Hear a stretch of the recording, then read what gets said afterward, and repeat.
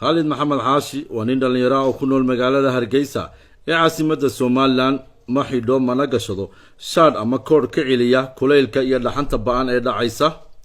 waxa uu sheegay intii noloshiisaba inaanu gashan shaad ama koor isla markaana aanu dareemin dhaxanta iyo kuleylka Khalid badanaaba waxa lagu arkaa oo uu taagan yahay iskooysyada iyo jidadka laamiga isagoo si mutadawacnimo ah u kala hagaya gaadiidka maraya wadada haddaba waraysi kooban oo saab TV la yeeshay Khalid Maxamed Xaashi ayaa ugu horeen ku weydiinay muddo intee lag ayaadan xidhan shaad ama husare maxaa ka difaaca kuleylka iyo qabowga dhaxanta ee dhacaya saab TV aad baan u salaamayaa saaxiibkaygiisa Axmed Digaalana aad baan u salaamayaa oo aanu muddo dheer isnaqaanay ilaa 2018 ilaa 1992 intaaba bilaa shaad baan dugsigaygii hoose ku dhamaystay kaygii dhexe ku dhamaystay Khalid waxaan ku weydiiyay dhaxanta iyo kuleylka maxaa ka difaaca maadaama firqaawunta saacad kasta wadiyo horta anigu hadiyo jeeraale waxaan aqaanaa cuntooyinka dabiiciga oo aan cunaayo hadiyo jeeraale ma garanaysaa cuntada bariiska iyo baasta dadku cunaan baanan inta badan u badnayn laakiin waxaan u badanahay cuntada dabiiciga ah waxa weeye hadii aan laba rooyay hadiyo jeeraale cadceeduna waxay leedahay shay la yiraahdo la qabs laakiin waqtiyada qaarkood la iska yar ilaaliyo harka laga yara galo qabowguna la qabsi buu leeyo jidhka bini'aadanka hadiyo jeeraale dharkan ay bini'aadanku xidhan yihiin waxay ku sameeyaan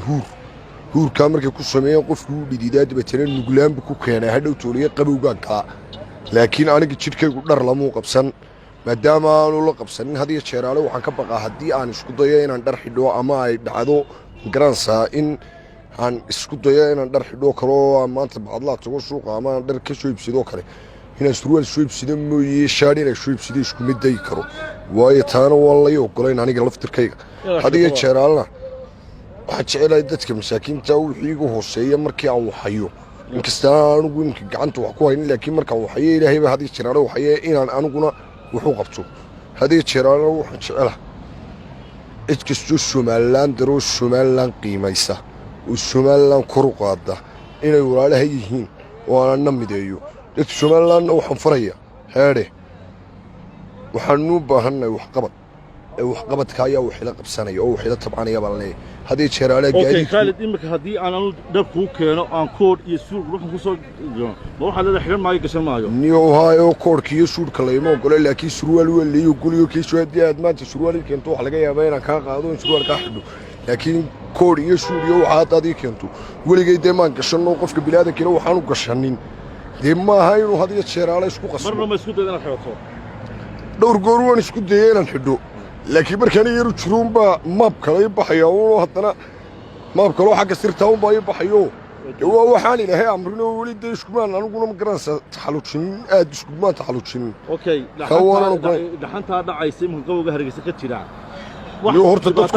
dadku ka cabanayo koodad xidhan markaan waqtigeeda waan dhididaaba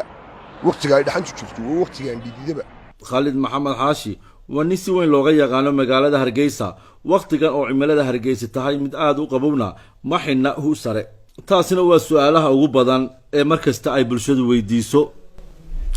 Axmed Digaale saab TV Hargeysa